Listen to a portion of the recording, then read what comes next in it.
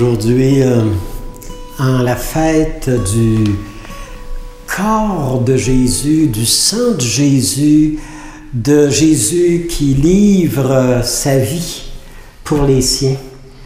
On ne peut pas ne pas penser aujourd'hui dans cette fête aux familles eucharistiques. Alors, toutes ces familles qui nous font aimer Jésus dans son humanité, Jésus qui continue à vivre à travers ses témoins. C'est Benoît XVI qui disait « Le genre humain vit grâce à peu de gens. Et s'il n'existait pas, le monde périrait, le monde s'éteindrait. » Le monde, on a besoin de feu, on a besoin de témoins enflammés, on a besoin de vie eucharistique.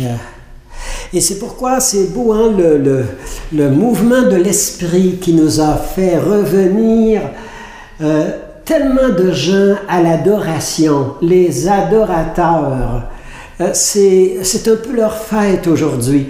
Jésus qui vient à travers son humanité nous parler de l'amour, nous parler du don, nous parler du service, nous parler de l'effacement pour que l'autre prenne sa place dans l'amour, même si on doit s'effacer un jour comme parent, comme éducateur, comme pasteur. Laisser l'autre prendre sa place et s'épanouir.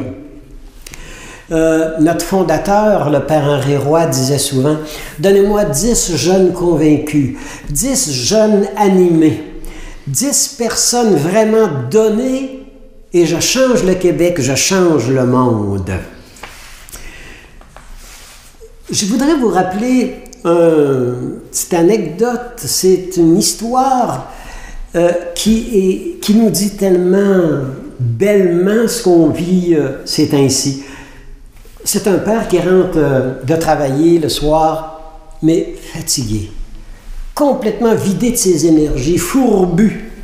Et il est là, le journal ouvert, la télévision ouverte. C'était le début de la guerre de l'Irak. Et il regardait la carte du monde dans la page centrale du journal. Et son enfant, son jeune, arrive de l'école, un jeune de 5 ans et demi, 6 ans, et il dit « Papa, viens jouer dehors avec moi. Papa, tu n'arrives jamais à cette heure-ci, alors viens jouer. » Et le père dit « Non, je suis trop fatigué, laisse-moi tranquille.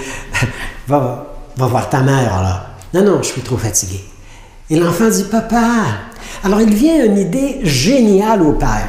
Il prend le papier journal qu'il a entre les mains, la carte du monde, l'Afghanistan, l'Iran, l'Irak, la Russie, les États-Unis. Et il déchire la carte du monde, le papier journal, et en 1000 morceaux. Et c'est par terre, et il dit à l'enfant, viens me ramasser, viens prendre le papier journal, les déchirures, monte dans ta chambre et remonte-moi la carte du monde. Et quand tu auras remonté la carte du monde comme il faut, chaque ville à bonne place, les rivières, les lacs, tu reviens me voir, on est rejoint. L'enfant monte dans sa chambre avec les bruits du journal. 10 minutes après, il revient. « Papa, j'ai remonté la carte du monde. » Le père dit « Non, c'est impossible. Tout doit être à l'envers, là. Non, tu peux pas. Tu connais pas assez ta géographie. Viens voir. » Parfait. Comment tu fais? Dit le père. Et l'enfant dit, papa, t'as pas remarqué l'autre bord du papier journal? Il y avait le visage d'un vieux monsieur plein de fentes, plein de craques, papa. J'ai remonté le visage, j'ai suivi toutes les brisures dans son visage, j'ai remonté le visage, j'ai collé ça et j'ai reviré ça, ça donnait la carte du monde. Ah ben, c'était génial. Et l'enfant regarde son père et dit, papa, tu veux changer le monde, hein? Commence donc par te remonter le visage. Refais-toi la face, papa. Le mystère du Saint-Sacrement, hein, c'est pour nous refaire une beauté, hein, c'est pour nous refaire en grâce, hein, c'est pour nous redonner, on est des icônes, hein, mais des icônes qui ont été brisées par le temps, des icônes qui ont été défraîchies. Et on a besoin de retourner cette grâce. Aujourd'hui, on nous dit dans l'évangile du Saint-Sacrement, c'est Jésus qui dit, « Si quelqu'un mange de ce pain que je lui donne, si quelqu'un s'abreuve de mon esprit, du vin, si quelqu'un se nourrit de moi, de mon esprit, de mes forces, il vivra éternellement. » Vivre éternellement, c'est pas simplement vivre dans l'éternité, c'est pas ça que ça veut dire. Vivre éternellement, ça veut dire vivre en beauté, vivre en joie, vivre en débordement, vous savez, une vie enivrante, une vie pleine, une vie réussie. Alors, le Seigneur dit, celui qui mange ma chair, je le ressusciterai au dernier jour. Je le ressuscite chaque matin. Je lui redonne, c'est mon cœur qui bat dans son cœur, c'est mon regard dans son regard, c'est ma vie dans sa vie. La fête du corps et du sang de Jésus qui nous donne l'énergie, qui nous fait déplacer des montagnes, qui nous fait nous relever le matin avec des énergies nouvelles, des forces nouvelles. Je dois vous donner un témoignage. C'est raconté par Jacques Grandmaison. Alors, il raconte qu'un jour, comme prêtre, il est invité à aller à l'hôpital voir un vieil homme qui est parvenu à la fin de sa vie, mais qui n'arrive pas à faire le grand passage. Et l'inquiétude, les questions, est-ce que vraiment quelqu'un de l'autre côté? Est-ce que quelqu'un qui m'attend? Est-ce qu'il y a une vie éternelle? Il est vraiment dans les grandes questions existentielles. Alors, l'abbé, le prêtre est là, et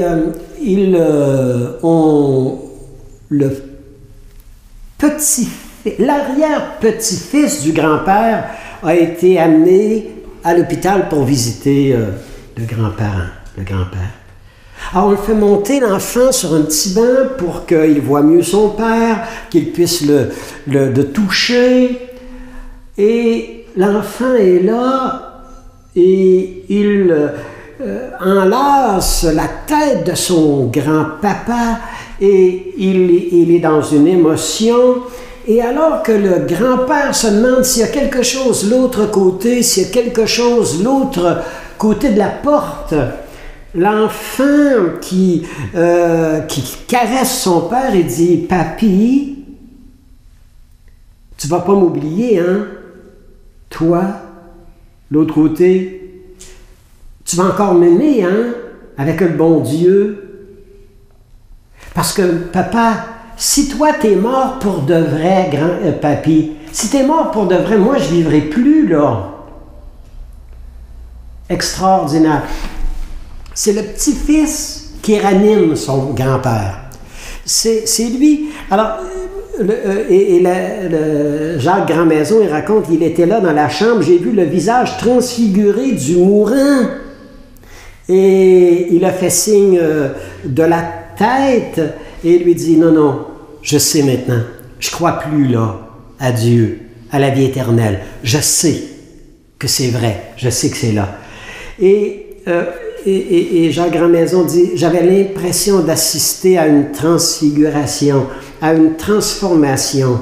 Maintenant, je sais. La fête Dieu, vous savez, c'est un rappel extraordinaire de notre destinée, de notre vie qui doit donner du fruit. Alors, et on doit être tellement, à travers le sacrement, l'Eucharistie, la communion, on ne peut pas ne pas être des gens qui rayonnent. On est appelé à être des saints.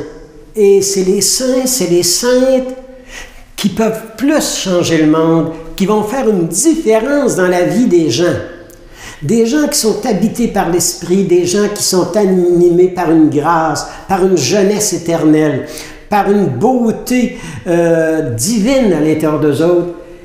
On est appelé à ressusciter. On est appelé à être des gens qui ressuscitent les nôtres, qui réveillent ce qui est endormi, qui réveillent le géant qui dort dans chaque personne qui révèle la beauté à chacun, qui remet la lumière dans les yeux des gens et que les gens puissent nous dire « J'ai rencontré le Messie, je l'ai vu, je l'ai entendu.